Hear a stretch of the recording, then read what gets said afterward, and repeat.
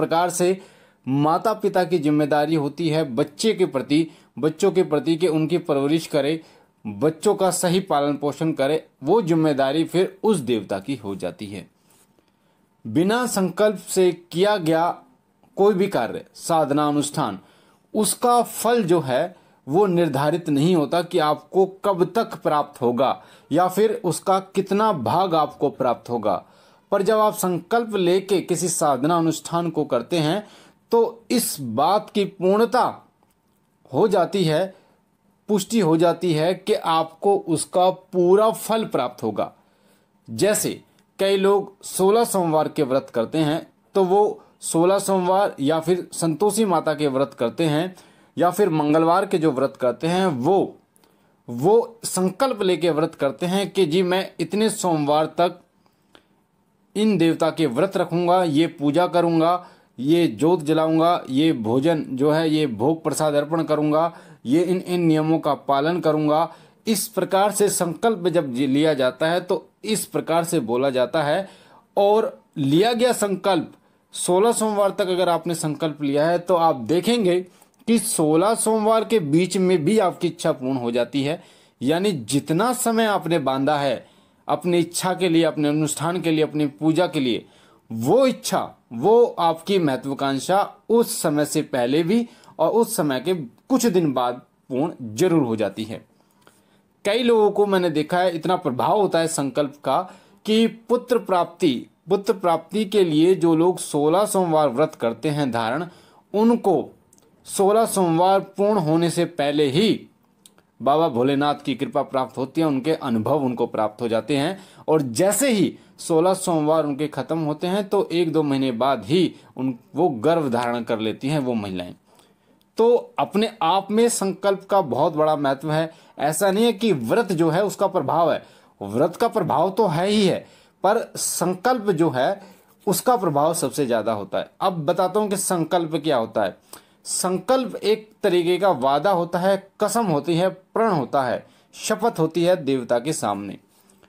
जब आप कोई साधना, अनुष्ठान, व्रत धारण करते हैं तो हाथ में आपको जल लेना होता है, थोड़े से अक्षत यानी कि चावल जो कि टूटे ना हो, थोड़े से एक पुष्प यानी थोड़ा सा फूल लेना होता है सीधे हाथ में, और हाथ में ये लेकर आपको आपके इष्ट देव की ज्योत के सामने आपको साक्षी मानते हुए, हाथ में जल जो है वो वरुण देव का प्रतीक होता है। आपने देखा होगा कि पूजा पाठ में कलश रखा जाता है तो सबसे पहले वरुण देव की स्थापना की जाती है, तभी देवता वहां पर प्रकट होते हैं, प्राण प्रतिष्ठित तभी वहां पर होते हैं, तभी वो अपना भोग प्रसाद जो है वो स्वीकार करते हैं। तो जब आप हाथ में जल ले लेते हैं, पुष्प ले लेते हैं, अक्षत ले लेते हैं, तो उस समय आप प्रण लेते हैं, आप संकल्प लेते हैं कि मेरा नाम ये है, अपना नाम बताना होता है, अपने पिता का नाम बताना होता है, आप कहाँ रहने वाले हो, कितने समय तक पूजा करने वाले हो, क्या पूजा पाठ करोगे, क्या भोग लगाओगे।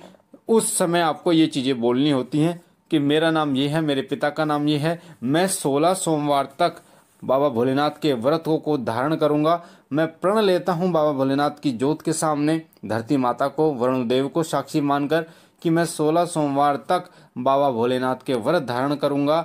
उनको जो भोग आप लगाओगे, जैसे चूरमे का भोग लगाऊंगा, साथ ही आप क्या ग्रहण करोगे, जल ग्रहण करोगे या फिर शाम को आप जो चूरमा है आप वो ग्रहण करोगे, आप धरती पर शयन करोगे यानी कि धरती पर सोओगे, साथ साथ में ब्रह्मचर्य का पालन करोगे, मानसिक और शारीरिक से ब्रह्मचर्य का पालन करोगे, हरदम जिस मंत्र का आप निरंतर ओम नमः शिवाय चलते फिरते 24 घंटे उसका जाप करोगे, ये आपको बोलना है। उसके बाद उंगलियों के माध्यम से उस जल को धरती पर छोड़ देना। तो ये आपका संकल्प हो जाता है। संकल्प का मतलब साक्षी कि आपने वरुण देव को, धरती माता को और अपने भोलेनाथ की जो ज्योत जला रखी है उसको साक्षी मानकर आपने संकल्प लिया है, आपने वादा किया है। क्योंकि मैं आपको बता दूं, इंसान जो है वो अपने संकल्प का, वादे का झूठा हो सकता है। श्री राम के बारे में कहा जाता है, प्राण जाए पर वचन न जाए। तो पुरुषोत्तम, मर्यादा पुरुषोत्तम भगवान श्री राम से हमें यही सीख मिलती है कि प्राण जाए पर वचन जो है वो नहीं जाना चाहिए। यानी जो व्यक्ति वचन का पक्का हो गया तो देवता भी उसकी सुनते हैं, देवता भी उसकी प्रार्थना को स्वीकार करते हैं।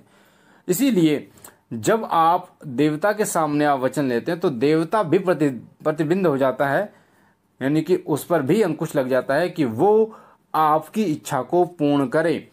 वो जब आप उनका आवाहन करें तब वो वहां पर विराजमान हो।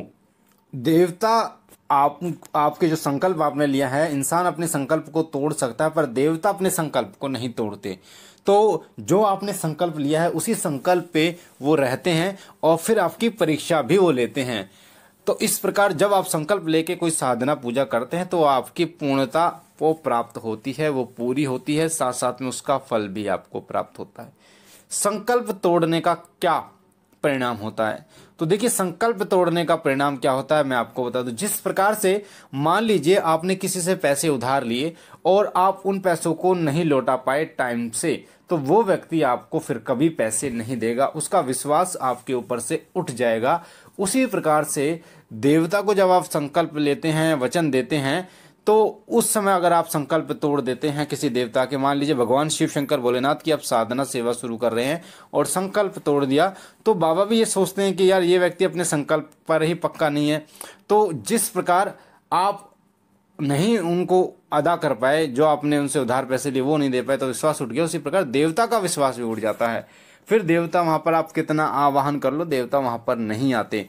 तो ये जो है ये इसी प्रकार से हो जाती है। आपने बचपन में हमने कहानी सुनी थी कि शेर आया शेर आया। एक बार जब वो कहता था शेर आया तो पूरे गांव के लोग आ जाते थे, पर वो कहता था अरे सबको उल्लू बना दिया। फिर एक बार सच में शेर आ गया तो फिर उसने बोला शेर आया, तो शेर उसको खा गया पर कोई नहीं आया। तो ये इसी प्रकार होता है, जब आप संकल्प लेना शुरू कर देते हैं तो देवता आपके ऊपर विश्वास शुरू कर देता है, आपके घर में विराजमान होना शुरू कर देता है। आपके संकल्प की शक्ति होती है, आपके वचन की शक्ति होती है कि जब आप बुलाते हो तब वो आता है, तब वो कार्य करता है और आपके तमाम मनोरथों को भी पूर्ण करता है। तो संकल्प इसलिए जरूरी है आपकी पूजा साधना में। आप ये चीज़ें समझ गए होंगे। मुझे आशा है ये जानकारी आपको पसंद आई होगी। अगर आप पहली बार हमारे चैनल शिव साधना केंद्र पर हैं तो आपके सामने जो लाल कलर का बटन है सब्सक्राइब का, उसे दबा के चैनल को सब्सक्राइब कीजिए ताकि आप हमारे साथ जुड़ सकें, शिव साधना केंद्र के साथ जुड़ सकें। बेल आइकन को दबाइए, घंटे के निशान को, ताकि जो हम जानकारी डालें वो सबसे पहले आपको प्राप्त हो। लाइक कीजिए, शेयर कीजिए और बहनों और भाइयों तक, ताकि और लोगों तक जानकारी जाए और लोग भी इसका फायदा उठा पाएं। जिनको संकल्प के बारे में जानकारी नहीं है, महत्व के बारे में नहीं पता, उनको उसके बारे में पता चले। मैं बाबा भोलेनाथ से विनती करता हूं कि बाबा सदैव आपकी झोली भरते रहें, आपके घर और काम में बरकत रखें, तमाम खुशियां आपकी झोली में डालें। हम मिलते एक नई जानकारी के साथ, तब तक के लिए ओम नमः शिवाय, ओम नमः शिवाय।